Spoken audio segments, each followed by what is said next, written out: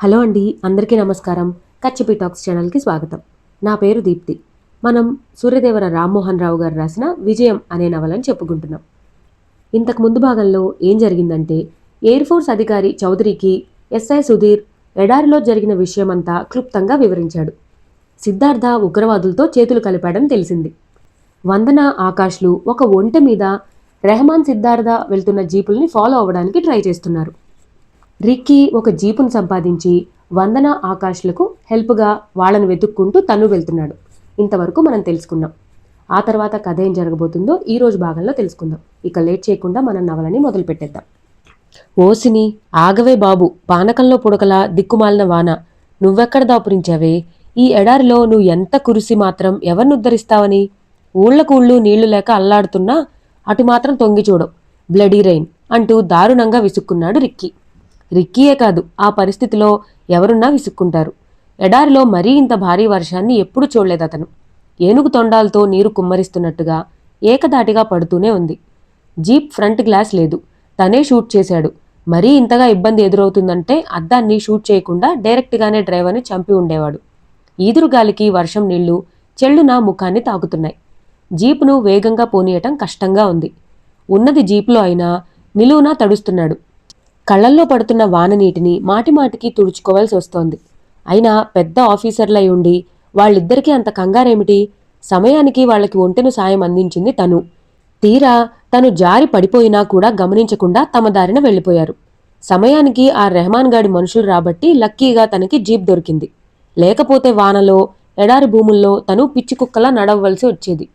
ఎక్కడైనా ఆకాశ్ వందనల జాడ తెలుస్తుందేమోనని పరిసరాల్ని గమనిస్తూనే ప్రయాణం చేస్తున్నాడు రిక్కీ. అప్పుడప్పుడు వీస్తున్న గాలికి జీపు తిరగబడిపోతుందా అనిపిస్తోంది. ఆయిల్ రీడింగ్ చూసి భారంగా నిట్టూర్చాడు.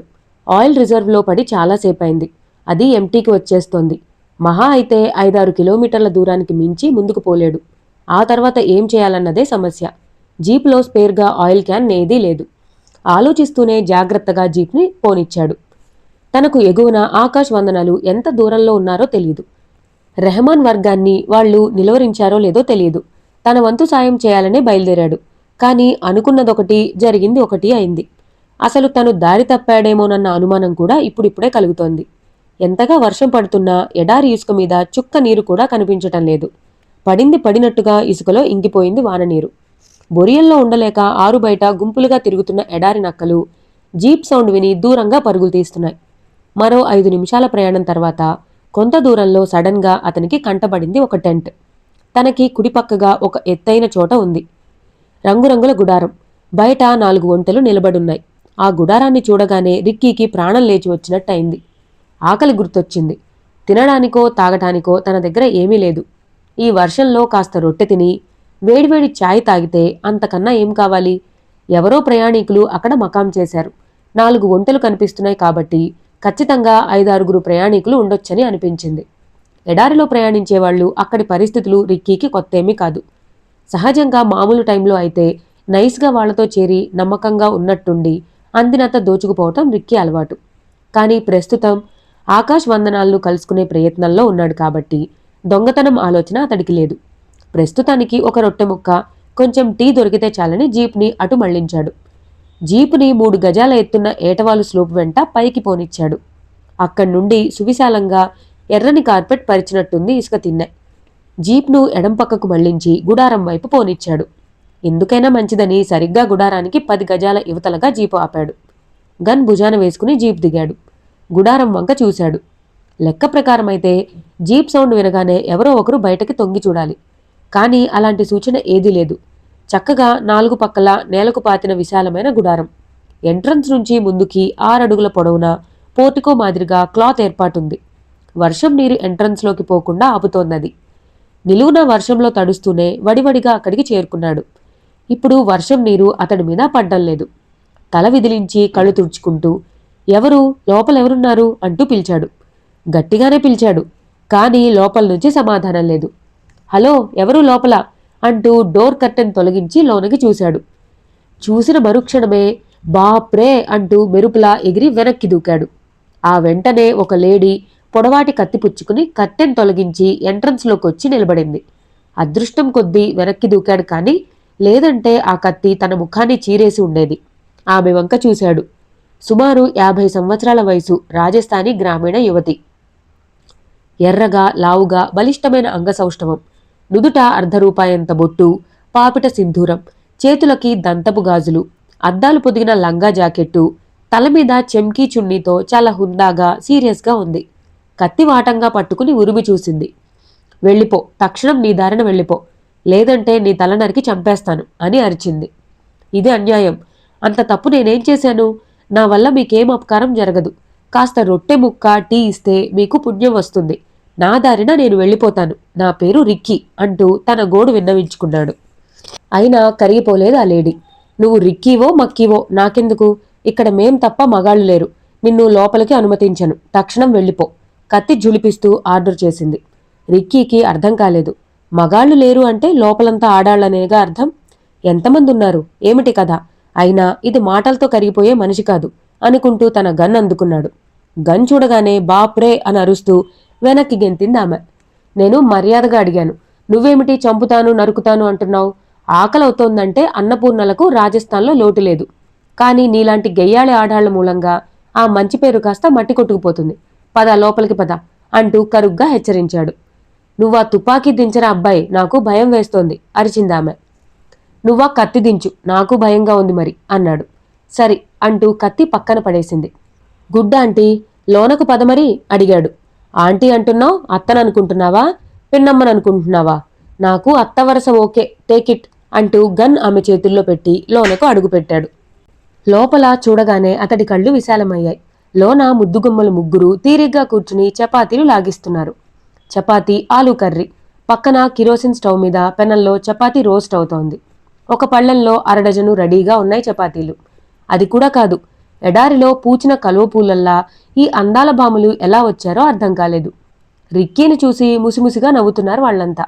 ఆంటీ, ఎవరి అప్సరసలు? ఆశ్చర్యాన్ని అణుచుకుంటూ అడిగాడు. ఆ ప్రశ్న వింటూనే చటుక్కున గన్ ఎక్కుపెట్టింది ఆ లేడీ. కోపంగా చూసింది. ఏరా, ఆకలవుతోందని వచ్చి అమ్మాయిల గురించి అడుగుతావా? అయిపోయావురా, నిన్ను కాల్చి చంపేస్తాను అంది. కొంచెం కూడా బెదర్లేదు రిక్కీ. మీ చేతుల్లో బలం ఉంటే కాల్చిపారే ఆంటీ, నేను రెడీ అంటూ చేతులెత్తాడు. కాల్చలేననుకుంటున్నావా? చచ్చావు చూడు అంటూ ట్రిగ్గర్ లాగింది. టిక్కుటిక్కుమని చప్పుడు వచ్చిందే గాని తుపాకీ మాత్రం పేల్లేదు. లోడ్ చేయకుండా పేలే తుపాకులు ఇంకా కనిపెట్టలేదాంటీ? నాకు తెలుసు, అందుకే తుపాకీ లోడ్ చేయలేదు అంటూ ఆమె చేతిలోంచి తుపాకీ లాక్కున్నాడు.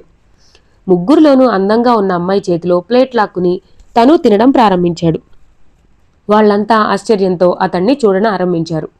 సూపర్ ఆంటీ, చక్కని ఫుడ్ పెడుతున్నందుకు మిమ్మల్ని అభినందించాలి అని మెచ్చుకుంటూ మరీ తినసాగాడు. దాందేముందులే నాయనా, తిను అంటూ ఆవిడ మరో 4 చపాతీలు కూడా వడ్డించింది. నా పేరు రిక్కీ. నీ పేరేమిటాంటీ? తింటూనే అడిగాడు. నా పేరు రాధామాయి చెప్పిందావిడ. మరి వీళ్లంతా నీ కూతుళ్ళా? కాదు నాయనా, నువ్వు ప్లేటు లాక్కున్నావే, దీని పేరు చమేలి, నా కూతురు. ఇది లవంగి, నా చెల్లెలు. ఇది కోకిల, నా ఆడపడుచు, అంటే నా భర్త చెల్లెలు. వీళ్ళెవరికీ ఇంకా పెళ్లి కాలేదు. అయ్యో పాపం, రాజస్థాన్లో కుర్రాళ్ళకు కరువొచ్చిందా ఏమిటి? కుర్రాళ్ళున్నారు, కానీ మాకు నచ్చాలి కదా. బావుంది. ఇంతకీ మీరంతా ఎక్కడి నుంచి వస్తున్నారు? మాది ఆనందపురం నాయనా. ఆ గ్రామం నీకు తెలుసా?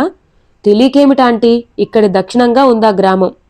అవును, మౌంట్ అబూ కొండ దగ్గర దేవతకి మొక్కుకుంటే తొందరగా పెళ్లిళ్ళవుతాయని ఎవరో చెప్తేను అమ్మాయిలు ముగ్గురిని తీసుకుని అక్కడికి వెళ్ళి మొక్కుకుని వస్తున్నాం.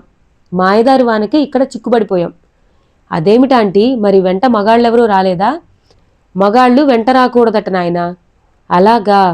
చకచక 10 చపాతీలు లాగించేశాడు రిక్కీ. థ్యాంక్స్ ఆంటీ, ఆ చేత్తోనే కాస్త టీ ఇస్తే నేను వెళ్ళిపోతాను అన్నాడు. వెళుదువుగాని బాబూ, తొందరేముంది? ఇప్పుడు నువ్వు నా అల్లుడివి కదా, మర్యాదలకి లోటు రానివ్వం నాయనా. ఆవిడ మాటలు వింటూనే తేలుకుట్టినట్టు ఉలిక్కిపడ్డాడు రిక్కీ. అల్లుడా? నమ్మలేనట్టు అడిగాడు. అవునాయనా, నువ్వు నా అల్లుడివి, ముఖం మొత్తం నవ్వులు పులుముకుంటూ చెప్పింది రాధామాయి. ఆశ్చర్యంగా ఉంది. మీ ఇంట్లో టిఫిన్ తిన్న వాళ్ళంతా అల్లుళ్ళైపోతారా ఏంటాంటీ? చా, అలా ఎందుకవుతారు బాబూ? అది నా కూతురు చమేలి, చెప్పా కదా. చెప్పావులే ఆంటీ, అది నీ కూతురు చమేలి, ఇది నీ చెల్లెలు లవంగి, ఆ పిల్ల నీ ఆడపడుచు కోకిల, నాకు గుర్తుంది. అయితే నా కూతురు ఎంగిలి తిన్నావు, అది గుర్తులేదా? అయ్యయ్యో, నేనెప్పుడు తిన్నాను? ఇప్పుడే దాని చేతిలో ప్లేట్ లాక్కుని తిన్నావు కదా. అది తింటూ వదిలిన చపాతీ ముక్కను కూడా వదలకుండా తినేశావు కదా. కొంప ముంచిన పాయింట్ ఏమిటో ఇప్పుడు అర్థమైంది రిక్కీకి. ఇది అన్యాయం ఆంటీ, ఆకలిని తట్టుకోలేక ప్లేట్ లాక్కుని తినేశాను. దీనికే అల్లుణ్ణి అంటే ఎలా? నేను ఒప్పుకోను అని అరిచాడు. నువ్వు ఒప్పుకున్నా ఒప్పుకోకపోయినా నువ్వే దాని మొగుడివి బాబు. మౌంట్ అబూ దగ్గర దేవతలు నా మొర ఆలకించి నా కూతురికి వెంటనే మొగుణ్ణి చూపించారు. ఆ ఇద్దరికీ కూడా త్వరలోనే పెళ్లిళ్ళైపోతాయి. నాకు ఆ నమ్మకం ఉంది. మా వంశాచారం ప్రకారం కన్నెపిల్ల ఎంగిలి ఎవడు తింటే వాడు ఆ పిల్లని పెళ్లి చేసుకోవాల్సిందే. చచ్చాంరా బాబు, ఇదెక్కడి గోలాంటి? నా గురించి మీకు తెలీదు, నేనో దొంగని, నాకంటూ ఎవరూ లేరు. ఇక నుంచి మేమున్నామయ్యా. దొంగతనాలు చేయాల్సిన కర్మ నీకు లేదు. మాతో పాటు పని పాట చేసుకుంటూ హాయిగా ఉండొచ్చు. ఇల్లు వాకిలి అన్నీ ఉన్నాయి. అయినా సరే నాకు పెళ్లి చేసుకోవాలని లేదు. అలా అనకు బాబు. నువ్వు కాదంటే నా కూతురు ఏం చేస్తుందో తెలుసా? ఏం చేస్తుంది? అలా చూడు. చమేలీ వంక చూస్తూనే అదిరిపడ్డాడు రిక్కీ. ఆ పిల్ల కన్నీళ్లతో చూస్తూ చురకత్తి అందుకుంది. తను కాదంటే ఆ పిల్ల ఆ కత్తితో పొడుచుకు చచ్చిపోతుందని భయం వేసింది. వద్దా ఆంటీ, అన్యాయంగా చచ్చిపోతుంది. ఆత్మహత్య మహాపాపం. తను పొడుచుకు చావొద్దని చెప్పు అని అరిచాడు. అది ఆత్మహత్య చేసుకోదు బాబూ అందావిడ. మరి? నిన్ను పొడిచి చంపేస్తుంది. బాప్రే అంటూ వెనక్కి దూకాడు. దాంతో మిగిలిన ఇద్దరమ్మాయిలు చెంగున వచ్చి రిక్కీ చేతులు పట్టేశారు. చమేలి చురకత్తితో ముందుకు రావటం చూసి కంగారు పడిపోతూ అమ్మాయిలిద్దరినీ వదిలించుకుని పారిపోవాలని చూశాడు. కాని ఆ గ్రామీణ యువతల్ని వదిలించుకోవడం అంత సులువు కాలేదు. అంతలో అతడి ఎదురుగా నిలబడింది చమేలి. తన బొటనవేలిని చురకత్తితో గాయం చేసింది.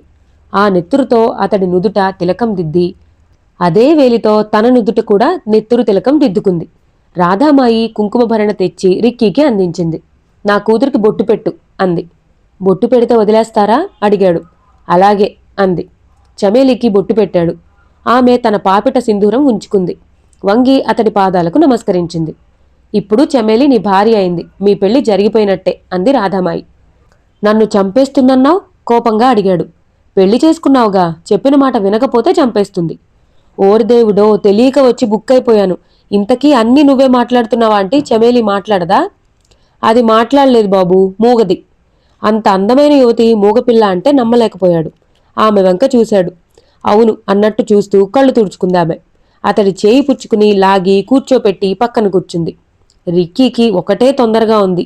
ముందు ఇక్కడి నుంచి అవతలకి వెళ్ళిపోవాలి. అక్కడ ఆకాశ్ వందనాల పొజిషన్ ఏమిటో తెలీదు. బయట చూస్తే కుండపోతగా వర్షం పడుతూనే ఉంది. తను రివర్స్ అయితే వీళ్ళు వదలరని తెలుసు. నైస్గా మాట్లాడి తప్పించుకుని వెళ్ళిపోవాలి. చమేలి చేయి అందుకుని ముద్దు పెట్టుకున్నాడు. మనిద్దరం భార్యాభర్తలం. నీకు మాటలు రావని దిగులు పడకు. నా గొంతు ఉంది.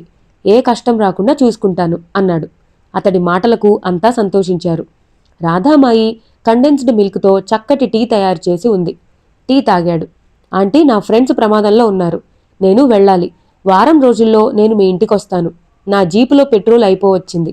మీ ఒంటెల్లో ఒక ఒంటెను తీసుకువెళ్తాను అంటూ నమ్మకంగా చెప్పాడు. అతడి మాటల్ని నమ్మారు వాళ్ళు. అందరి వద్ద సెలవు తీసుకుని బయటకొచ్చాడు.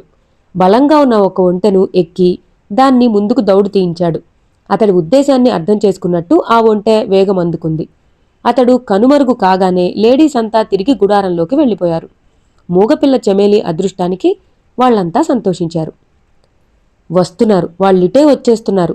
ఎగువ నుంచి దూసుకువస్తున్న జీపులను చూస్తూ హెచ్చరించింది వందన. ఇసుక గుట్టపైన బోర్లా పడుకుని ఉన్నారు ఇద్దరు. గుట్ట వెనుక ఉంది వారిని అక్కడికి చేర్చిన ఒంటె. ఆకాష్ అంచనా కరెక్ట్ అయింది. ప్రత్యర్థుల రూట్ని ముందే ఊహించి షార్ట్ వేలో ముందుగా వచ్చి దారి కాచారు. వర్షంలో నిలువునా తడుస్తున్నారు. ఇప్పట్లో వదిలేలా లేదు వాన. వస్తున్న జీపులు 100 గజాల ఎడంగా ఒకదాని వెనుక ఒకటి వస్తున్నాయి. గుట్టపైన ఉన్న ఆకాశ్ వందనాలు వాళ్ల కంటపడే అవకాశం లేదు. కాల్పులు జరుపుదామా? గన్ అందుకుంటూ అడిగింది వందన.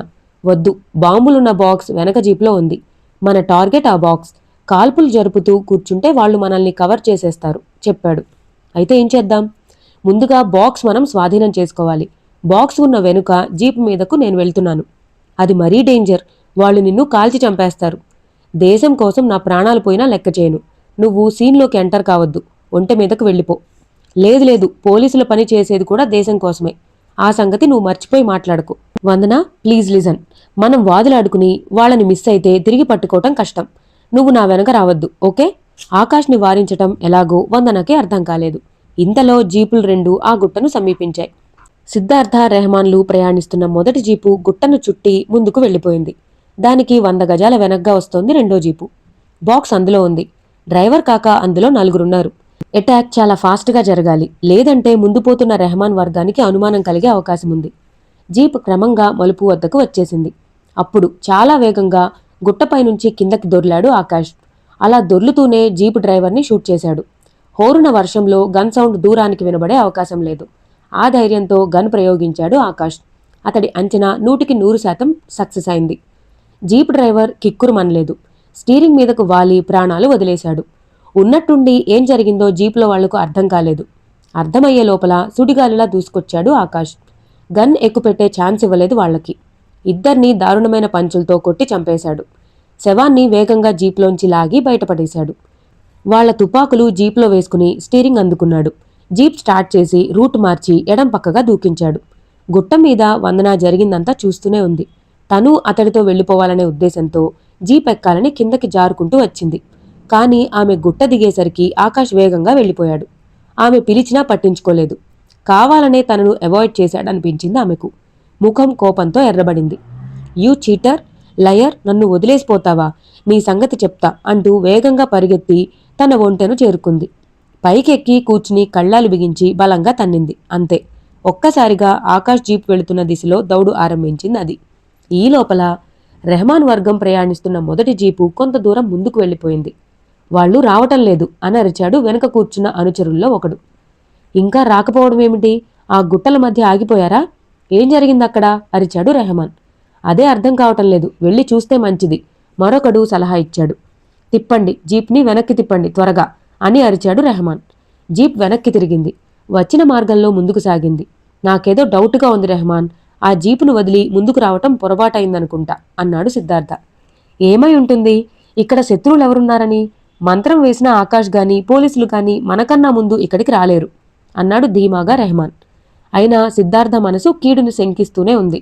3 నిమిషాల్లో వాళ్ల జీపు ఇసుక గుట్ట వెనక్కు దూసుకొచ్చింది.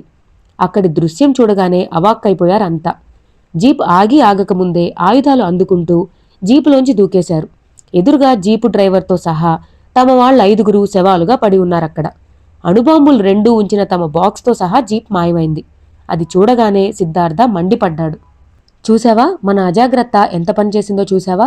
మంత్రం వేసిన ఆకాష్ గాని పోలీసులు గాని మనకన్నా ముందుగా ఇక్కడికి రాలేరన్నావుగా, ఏమైందో చూడు, వచ్చారు, జీప్ తీసుకుపోయారు, డామిట్ అంటూ కోపంతో నేలంతన్ని అరిచాడు. ఇలా జరుగుతుందనుకోలేదు. వాళ్ళు ఎక్కువ దూరం వెళ్లరు, టైర్ గుర్తులు చూడండి, క్విక్ అని అరుస్తూ తను ఇసుక నేలను పరిశీలించసాగాడు. 3 నిమిషాల పరిశీలన తర్వాత ఉత్తర వాయువ్యంగా జీప్ వెళ్లినట్టు నిర్ధారణకొచ్చారంతా. ఇక్కడ జీపు టైర్లతో పాటు ఒంటె పాదాల గుర్తులు కూడా ఉన్నాయి. అది కూడా జీప్ వెళ్లిన వైపే వెళ్తున్నట్టుంది, గమనించావా? రెహమాన్ని అడిగాడు సిద్ధార్థ. చూశాను, త్వరగా వెళ్తే వాళ్ళని పట్టుకోగలం, హరియప్ అన్నాడు రెహమాన్. చకచకా జీపెక్కేశారంతా. ఒక్క జర్కుతో ముందుకు దూకింది జీపు. వర్షం కారణంగా ఎక్కువ దూరం చూడటం సాధ్యం కావడం లేదు. అక్కడక్కడా వానకు చెదిరిపోకుండా ఉన్న టైర్ల గుర్తుల్ని గమనిస్తూ ముందుకు సాగుతున్నారు. అప్పటికే ఎగువన 1/2 కిలోమీటర్ దూరంలో ముందుకు సాగిపోతున్నాడు ఆకాష్. అతడి జీపు తన దృష్టి పథంలోంచి తప్పిపోకుండా తన ఒంటె మీద ఫాలో అవుతోంది వందన. ఆమె తన వెనకే వస్తున్న సంగతి ఆకాష్కి తెలీదు. అతడి మనసులో ఆలోచనలు సుడులు తిరుగుతున్నాయి. రెహమాన్ చేతులు ముడుచు కూర్చోవడం తెలుసు. వెనక్కి వచ్చి జరిగింది గమనించగానే తన జీపు టైర్ గుర్తుల ఆధారంగా వాళ్లు వచ్చేస్తూ ఉంటారు. వాళ్లకి అందకుండా ఈ బాక్స్ని ముందుగా ఎక్కడో ఓ చోట భద్రపరచాలి. కానీ అలా చేసినా ప్రయోజనం లేదు. రిక్కీ దాచిపెడితే ఏమైంది?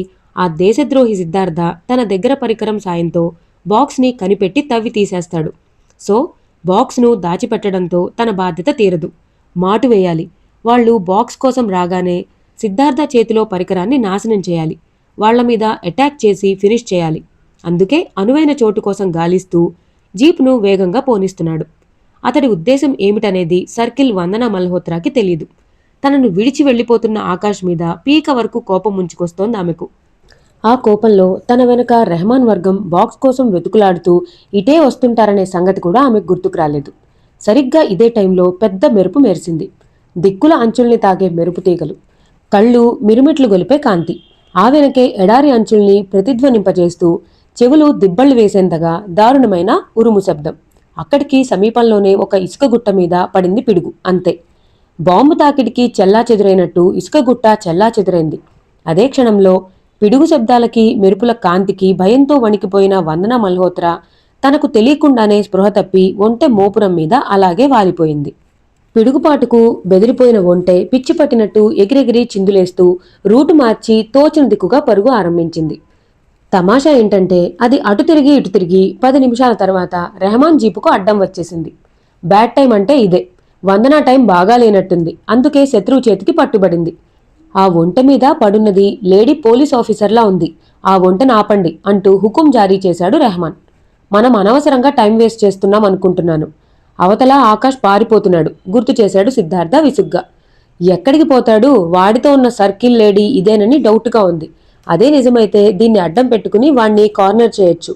చక్కగా అంది వచ్చిన అవకాశాన్ని వదులుకుందామంటావా అంటూ విసుక్కున్నాడు రెహమాన్. ఒంటెను పట్టుకుని ఆపేశారు అతడి అనుచరులు. వందనా మల్హోత్రాను కిందకి దించారు. ఆవిడ సర్కిల్ వందనా మల్హోత్రా, డౌట్ లేదు. అనుచరుల్లో ఒకడు ఆమె ఎవరో ధృవీకరించాడు. ఆ మాట వినగానే రెహమాన్ ముఖంలో ఉత్సాహం ఉరకలు వేసింది. ఆనందంతో చప్పట్లు చెరిచాడు. శభాష్ రా, ఈ మేడంను చూస్తుంటే మన అదృష్టం మనతోనే ఉందన్న నమ్మకం కలుగుతోంది. జీపులో పడేయండి, స్పృహ వచ్చాక మాట్లాడదాం అంటూ ఆర్డర్ చేశాడు. రెహమాన్, సంబరపడిపోకు. ఈవిడ డైనమిక్ లేడీ. స్పృహలోకొస్తే చాలా ప్రమాదం. ఎందుకైనా మంచిది కాళ్ళు చేతులు కట్టిపడేయమను అంటూ సూచించాడు సిద్ధార్థ. అతడి మాటల్ని వెంటనే అమలు చేశాడు రెహమాన్ అనుచరులు. వందన కాళ్ళు చేతులు కట్టి జీపులో పడేశారు. జీపు ముందుకు ప్రయాణం ఆరంభించింది. విశేషమేమంటే పిడుగుపడిన అరగంట తర్వాత ఉన్నట్టుండి వర్షం నిలిచిపోయింది. దాంతో రెహమాన్ వర్గం తేలిగ్గా ఊపిరి తీసుకున్నారు. జీపు వేగం పెంచారు. మరో 10 నిమిషాల తర్వాత ఎగువన ఒక కట్టడం కనిపించింది. అది కాపర్ మైనింగ్కి చెందిన ఫ్యాక్టరీ. ఎడతెరిపి లేకుండా పడుతున్న వర్షంలో జీపు ముందుకు పరుగు తీస్తూనే ఉంది. తీవ్రంగా ఆలోచిస్తున్నాడు ఆకాష్. ప్రస్తుతం బాక్సు తన వద్దకి వచ్చేసింది. తన వెనకే రెహమాన్ వర్గం వస్తుంటుంది. సందేహం లేదు. ముందుగా బాక్స్ని తగిన చోట భద్రపరచాలి. ఎలా? ఏమిటి నువ్వు బాక్స్ గురించి ఆలోచిస్తున్నావు? వందనా గురించి ఆలోచించవా అంటూ నిలదీసింది అతడి అంతరాత్మ. వందనాకేమైంది? ఒంటి మీద వెనక్కి వెళ్ళిపోయి తన స్టాఫ్ని చేరుకుంటుంది. No problem. తన అంతరాత్మని సమాధపరచాలని చూశాడు. కానీ అంతరాత్మ సమాధాన పడలేదు. ప్రాబ్లం లేదని ఎలా అనుకుంటున్నావు అంటూ నిలదీసింది. ఆమె నిన్ను ప్రేమించింది. నువ్వు ఆమెను ప్రేమించావు. ఇది ఒప్పుకు తీరవలసిన నిజం. అవునా కాదా అడిగింది. అవును. అయితే అయితే అంటూ తాపీగా అడుగుతున్నావా? నీకసలు బుద్ధుందా? నిన్ను వదిలేసి ఆమె వెనక్కి వెళ్ళిపోతుందని ఎలా అనుకుంటున్నావు? ఆమె నీ వెనకే వచ్చేసే అవకాశం ఉంది కదా. రెహమాన్ వర్గం కూడా ఇటే వస్తుంటుంది కదా. పొరపాటున వందన వాళ్ల కంటపడితే ఏమవుతుందో తెలుసా? అంతరాత్మ ప్రశ్నకి ఉలిక్కిపడ్డాడు ఆకాష్. అవును, అసలే బాక్సు చేజారిన కోపంలో పిచ్చిపట్టి ఉంటాడు రెహమాన్. వందన కనిపిస్తే ఖచ్చితంగా చంపేస్తాడు. లేదా ఆమెను అడ్డం పెట్టుకుని తిరిగి బాంబుల్ని స్వాధీనం చేసుకోవాలని చూస్తాడు. నిజమే. ఆలోచిస్తే తనంత ఫూలిష్ నిర్ణయం తీసుకున్నాడో అర్థమవుతోంది. ఆమెను వదిలేసి వచ్చి చాలా పెద్ద తప్పు చేశాడు. అయినా ఇప్పటికిప్పుడు తను చేయగలిగింది లేదు. ఆకాష్ ఆలోచనలు ఒక కొలిక్కి రాకముందే సడన్గా వర్షం ఆగిపోయింది. వర్షం నిలవగానే ఎడారిలో ఇప్పుడు చాలా దూరం చూడగలుగుతున్నాడు. తనకు కుడిపక్కగా దూరంలో ఏదో పెద్ద కట్టడం కనిపిస్తోంది. వెనుతిరిగి చూశాడు. తను వచ్చిన మార్గాంతం వెనుక ఎవరూ వస్తున్న జాడా కనిపించలేదు. కానీ వాళ్ళు రాకుండా ఉండరు. ఇప్పుడో కాసేపటికో వచ్చేస్తారు.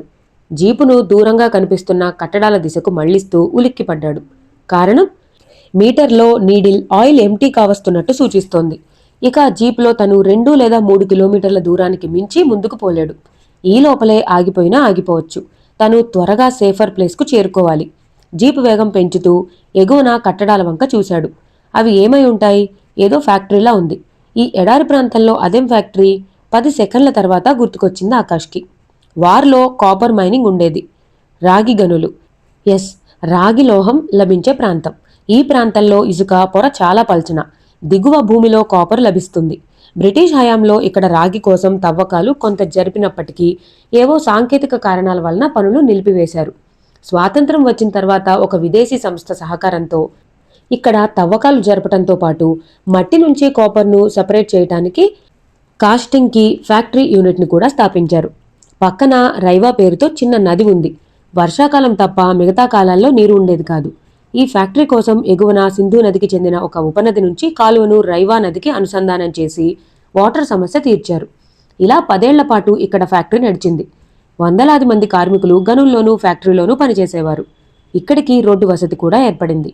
అయితే గత 5 ఏళ్లుగా వర్షాలు లేక ఎగువ సింధు నదికి ఉపనది ఎండిపోయింది. దాంతో రైవా నదిలో కూడా నీరు ఇంకిపోయి నీటికి కటకట్లాడే పరిస్థితిలో ఫ్యాక్టరీ మూతపడింది. గత 5 ఏళ్లుగా ఇదే పరిస్థితి. ఫ్యాక్టరీకి నీరు అందించాలని రాష్ట్ర ప్రభుత్వం మీద ఒత్తిడి ఉన్నప్పటికీ ఇప్పటికీ నీటిని మళ్లించటానికి ఎలాంటి అవకాశం లేకపోవడంతో వందలాది కార్మికులు ఉపాధి కోల్పోయిన స్థితిలో చెదిరిపోయారు. ఒకప్పుడు కార్మికులతో కళకళ్లాడిన ఫ్యాక్టరీ ప్రాంతంలో ఇప్పుడు చూద్దామంటే మనిషి కనిపించడు. ప్రస్తుతం తనకు అనువైన ప్రదేశం అదే అనిపించింది ఆకాష్కి. ఆలోచిస్తుండగానే జీపు ఫ్యాక్టరీ గేటు వద్దకు చేరుకుంది. ఆ ఫ్యాక్టరీ వెనుక తట్టున ఎటో ఉంది రైవా నది. ఈ వర్షాలకి బహుశా అందులోకి నీరు చేరితే ఆశ్చర్యపోనవసరం లేదు. ఎత్తైన గేటు, చాలా పెద్ద లావుపాటి తాళం కప్ప గేటుకు వేలాడుతోంది. గేటు చాలా భాగం తుప్పుపట్టి బలహీనపడిపోయింది. ఆలోచిస్తూ టైం వేస్ట్ చేయలేదు ఆకాష్. జీప్ను 100 గజాల దూరం రివర్స్లో తీసుకువెళ్లాడు. అక్కడి నుండి వేగంగా ముందుకొచ్చి సూటిగా గేటు వైపు దూకించాడు. జీపు గుద్దిన వేగానికి గేటు వికృత శబ్దాలు సృష్టిస్తూ ఎగిరి అవతల పడింది. జీపు అదే వేగంలో ఫ్యాక్టరీలోకి ఎంటర్ అయిపోయి ఇక ముందుకు పోనని మొరాయిస్తూ అక్కడే ఆగిపోయింది. జీపులో ఆయిల్ ఆఖరి చుక్క కూడా తరిగిపోయిందని అర్థం కావడంతో తన అదృష్టాన్ని అభినందించుకున్నాడు ఆకాష్. అదే ఎడారి మధ్యలో ఆగిపోయి ఉంటే చాలా ఇబ్బందులు పడేవాడు. జీప్ దిగి గన్ భుజాన వేసుకున్నాడు. ఒకసారి చుట్టూ చూశాడు. ఎటు చూసినా తుప్పుపట్టిన యంత్ర పరికరాలు. ఫ్యాక్టరీ లోనకు అనేక దారులు. ఆ ప్రాంతమంతా పిచ్చుకగూడులా ఉంది. పరికించి చూశాడు. అంత దూరంలో కనిపించింది ఒక ట్రాలీ. 4 చక్రాలతో కూడిన చిన్న ట్రాలీ. వేగంగా వెళ్లి ఆ ట్రాలీని అటూ ఇటూ లాగి చూశాడు.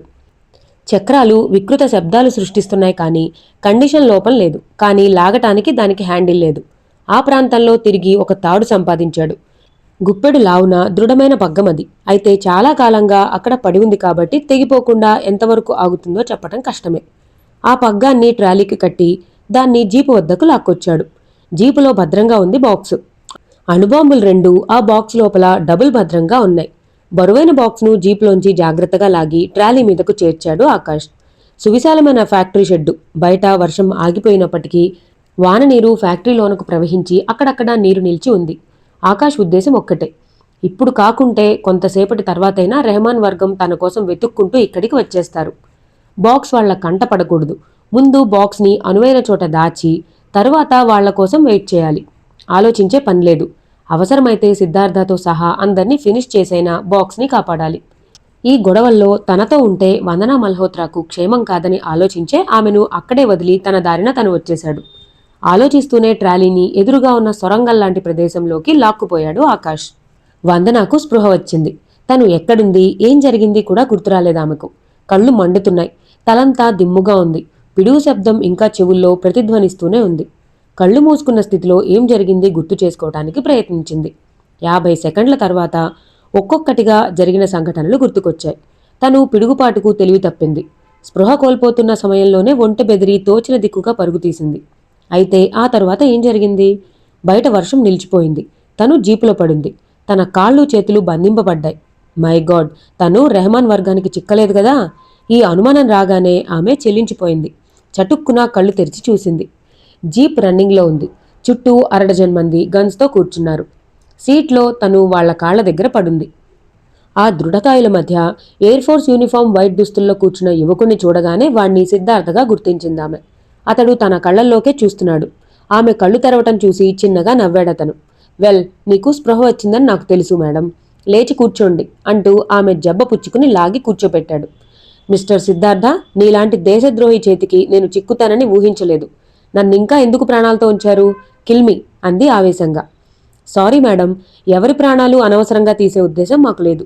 నీ వల్ల మీ స్టాఫ్ వల్ల మాకు చాలా నష్టం జరిగింది. నిజానికి నువ్వు చేతికి దొరకగానే చంపేయాలి. కానీ నీ ప్రాణాల కన్నా మాకు బాక్స్ ముఖ్యం. నిన్ను అడ్డం పెట్టుకుని ఆకాష్ నుంచి ఆ బాక్స్ సంపాదించాలి. అందుకే నిన్ను ప్రాణాలతో ఉంచాం చెప్పాడు సిద్ధార్థ. దేశం కోసం ప్రాణాలు పోయినా సంతోషిస్తాను, కానీ నా మూలంగా ఆ బాక్స్ తిరిగి మీ సొంతం కావటం సహించను అంది ఆవేశంగా. షటప్ అంటూ చాచి చెంప మీద కొట్టాడు సిద్ధార్థ. అతడి చేతి దెబ్బకు ఆమె సుకుమారమైన చెంప కందిపోయింది. పెదవి చిట్లి నెత్తురు చిమ్మింది. అంత బాధలో కూడా ఆడపులిలా కళ్ళెర్ర చేసి చూసింది వందన. రే, కట్టిపడేసి కాదురా, దమ్ముంటే నా కట్లు విప్పి మాట్లాడు, నేనేమిటో తెలుస్తుంది అంది. ఆ మాట వింటూనే ముందు సీట్లోని రెహమాన్ కంగారుగా, అరే భాయ్, పొరపాటును కూడా కట్లు విప్పకు. ఈ సర్కిల్ మేడం గురించి చాలా విన్నాను. డేంజర్ లేడీ అని అరిచాడు. డోంట్ వరీ రెహమాన్, కట్లు విప్పి మన పనులు చెడగొట్టుకునేంత మూర్ఖుణ్ణి కాను. పిచ్చి వేషాలేస్తే దీన్ని చంపేస్తాను, కుక్కని కాల్చినట్టు కాల్చి పారేస్తాను అన్నాడు వెకిలిగా నవ్వుతూ. అంతే. ఎవర్రా కుక్క, దేశద్రోహి అని అరుస్తూ చివ్వున తిరిగింది వందన.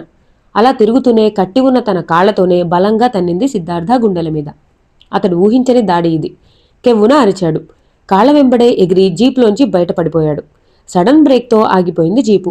కింద పడిన సిద్ధార్థ పిచ్చి కోపంతో లేచి వేగంగా వచ్చి వందన జుత్తు పుచ్చుకుని జీపులోంచి బయటకు లాగి రెండో చెంప మీద కొట్టాడు. బాధతో కెవ్వున అరిచింది వందన. నన్నే తంతావా, చంపేస్తాను అంటూ చటుక్కున రివాల్వర్ తీసి ఆమె గొంతు మీద ఉంచాడు. సమయానికి వేగంగా వచ్చిన రెహమాన్ అడ్డుకున్నాడు. కానీ లేకపోతే సిద్ధార్థ ఆమెని కాల్చిపారేసేవాడు. సందేహమే లేదు. సిద్ధార్థను పక్కకు గెంటి వందనాన్ని ఎత్తి తిరిగి జీప్లో పడేశాడు. యూ బ్లడీ ఫుల్, ఆడదాంతో వాదమేమిటి నీకు? దాని అవసరం మనకుంది. ఇప్పుడే చంపేస్తే ఎలా? అటు చూడు, జీపు టైర్ గుర్తులు ఆకాష్ దూరంగా కనిపిస్తున్న కాపర్ మైన్స్ కట్టడంలోకి వెళ్ళినట్టు సూచిస్తున్నాయి. టైం లేదు, కమాన్, ఆవేశం తగ్గించు అంటూ హెచ్చరిస్తూ అతన్ని లాక్కొచ్చి ముందు సీట్లో కూర్చోబెట్టి జీప్ ఎక్కి కూర్చున్నాడు. జీప్ తిరిగి ముందుకు పరుగు తీసింది. అవమానంతో వందనా గుండెలు భగ్గున మండుతున్నాయి. చెంపలు వాచిపోయి పెదవి చిట్లి నెత్తురు వస్తోంది. ఎంతగా ఆవేశం ఉన్నా ప్రస్తుతం తన చేయగలిగిందేమీ లేదు. అందుకే కళ్ళనీరు కూడా తుడుచుకోకుండా అలాగే కూర్చుంది. పావుగంట ప్రయాణం తర్వాత జీపు ఫ్యాక్టరీకి చేరుకుంది. విరిగిపడిన గేటు గుండా జీపును లోనకు పోనిచ్చాడు డ్రైవరు. లోన నిలబడున్న తమ జీపును చూడగానే ఆకాష్ ఆ పరిసరాల్లోనే ఉన్నాడని అర్థమైపోయింది. జీపుని ఆవరణలోనే ఆపించేశాడు రెహమాన్. జాగ్రత్త, వాడు లోపలే ఉన్నాడనుకుంటున్నాను.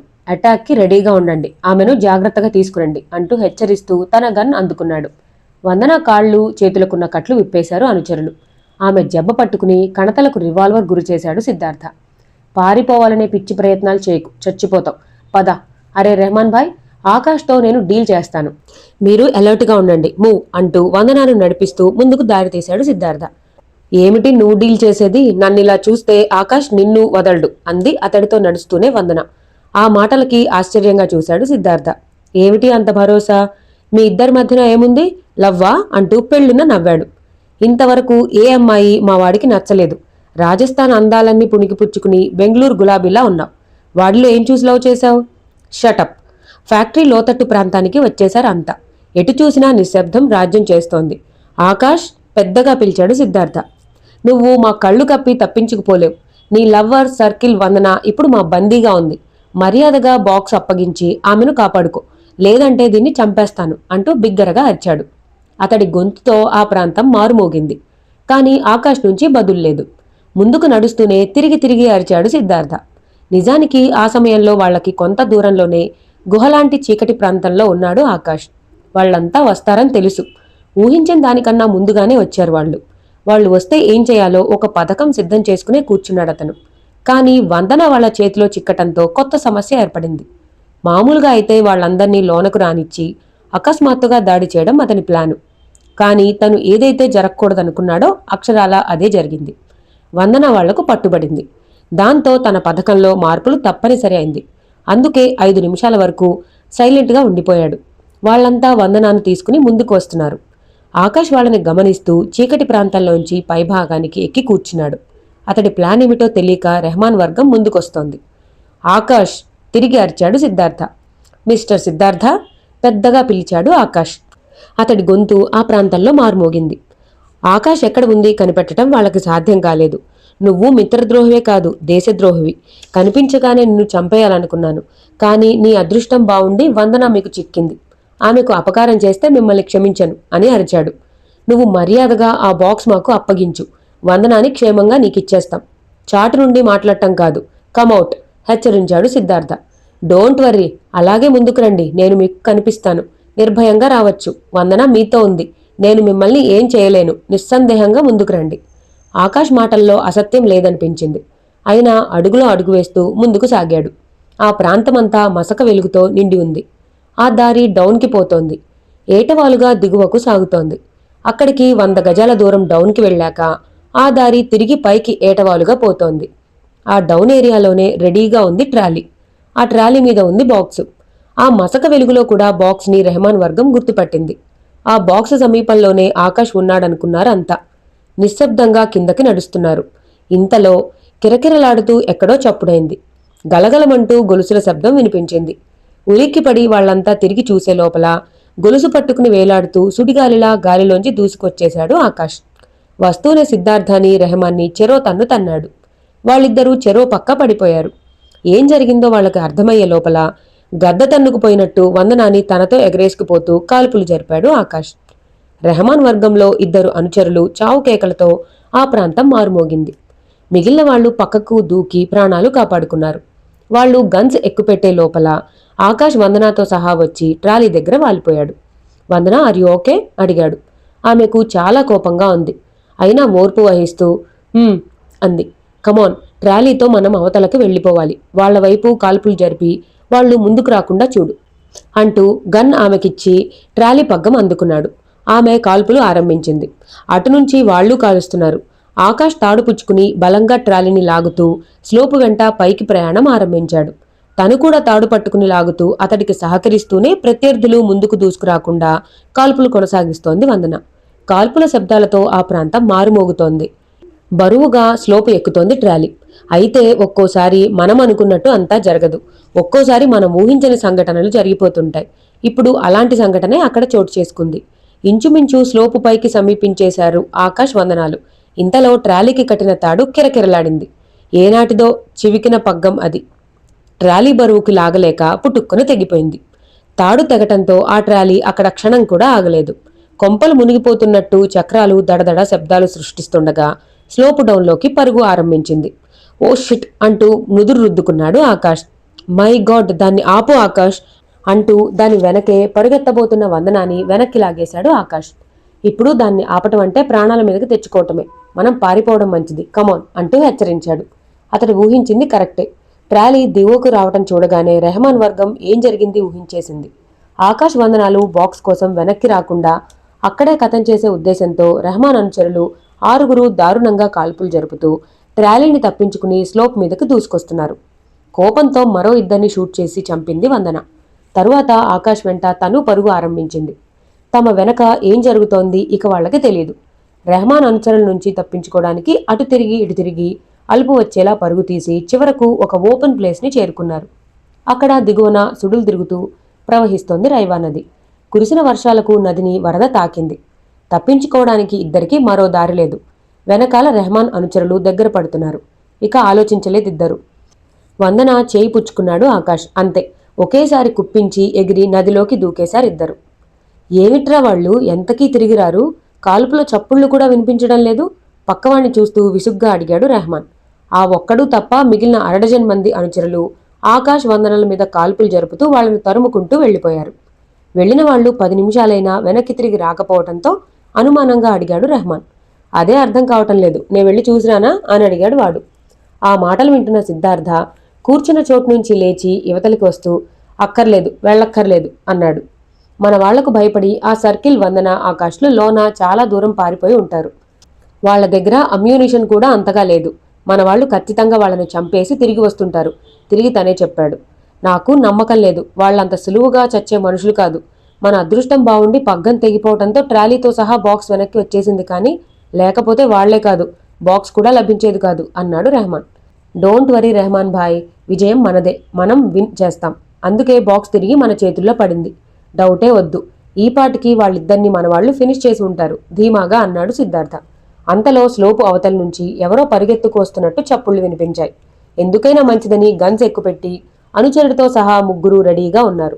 కానీ ఆ వెంటనే స్లోప్ మీద ప్రత్యక్షమైన తమ వాళ్లను చూడగానే తేలిగ్గా ఊపిరి తీసుకుంటూ గన్స్ దించేశారు. అయితే వెళ్ళింది 6, కానీ తిరిగి వస్తుంది మాత్రం 4. ఆ విషయాన్ని ముందుగా పసిగట్టినవాడు రెహమాన్. ఆఫ్ఘనిస్తాన్ నుంచి ఆర్భాటంగా 60 మంది బయలుదేరి వచ్చారు. ఏం లాభం, అంతా తుడిచిపెట్టుకుపోగా చివరికి తనతో కలిపి 6 మిగిలారు. బాక్స్ ఇంకా థార్ ఎడారి దాటి అవతలకు పోలేదు. రెహమాన్ అంతరంగం బాధగా మూలిగింది. అంతలో ఆయాసంతో రొప్పుతూ పరుగు పరుగున స్లోపు దిగివచ్చి వాళ్ళని కలుసుకున్నారు అనుచరులు 4. ఏమిరా, మీతో వచ్చిన 2 ఎక్కడా? రాగానే రెహమాన్ వాళ్ళని అడిగిన మొదటి ప్రశ్న ఇది. వాళ్ళు సమాధానం చెప్పే లోపలే చిరాకు పడిపోయాడు సిద్ధార్థ. ఏమిటా బుద్ధిలేని ప్రశ్న? ముందు ఆకాష్ వందనాలు ఏమయ్యారో అడుగు అన్నాడు. ఆ సలహా వినగానే పుండు మీద కారం చల్లినట్టయింది రెహమాన్కి. చటుక్కున రివాల్వర్ తీసి సిద్ధార్థ గొంతు మీద ఉంచి కోపంగా చూశాడు. సిద్ధార్థ ఊహించని సంఘటన ఇది. ఠారెత్తిపోయాడు. ఒక్క క్షణం అతడి కళ్లల్లో చావు భయం తొంగి చూసింది. రెహమాన్, ఏమిటిది అని అడిగాడు కంగారుగా. చంపేస్తాను, పిచ్చి పిచ్చిగా వాగితే. నా చేతిలోనే చస్తావు. అసలేమనుకుంటున్నావు నువ్వు? ఆకాష్ వందనాలు చస్తే నువ్వు సేవ్ అనుకుంటున్నావు. కానీ చచ్చిన మా వాళ్ల గురించి ఆలోచించవా? నీకేం ఒక్కడివి, ఇంకా బతికే ఉన్నావు మా వాళ్ల త్యాగాల మూలంగా. నీకేం తెలుసు? ఒకడు కాదు, ఇద్దరు కాదు, వచ్చిన 60 మందిలో 54 మంది ఈ ఆపరేషన్ కోసం తమ ప్రాణాల్ని బలిదానం చేశారు. అది నీకు కనిపించటం లేదు. అనుచరుల్ని పోగొట్టుకున్న నాకు తెలుసు ఆ బాధ ఏమిటో. వెంట ఉండి కబురు చెప్పే నీకేం తెలుసు? కీప్ క్వైట్ అని కరుగ్గా వార్నింగ్ ఇస్తూ వదిలేశాడు సిద్ధార్థని. ఉగ్రవాదులతో ఎంత ప్రమాదమో సిద్ధార్థకు తెలియని విషయం కాదు. దయాదాక్షిణ్యం అనే పదాలకు అర్థం తెలియకుండా చంపి అవతల పారేస్తారు వాళ్ళు. ఇది తెలిసి కూడా అంత చనువుగా మాట్లాడడం తన పొరపాటే. అసలు వీళ్లతో తనకిక సంబంధం లేదు. బాంబుల్ని హ్యాండ్ ఓవర్ చేయగానే తన దారి తను చూసుకోవచ్చు.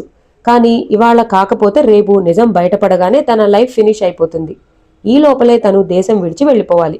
అలా వెళ్ళాలి అంటే డైరెక్ట్గా దేశం విడిచిపోవటం సాధ్యం కాదు.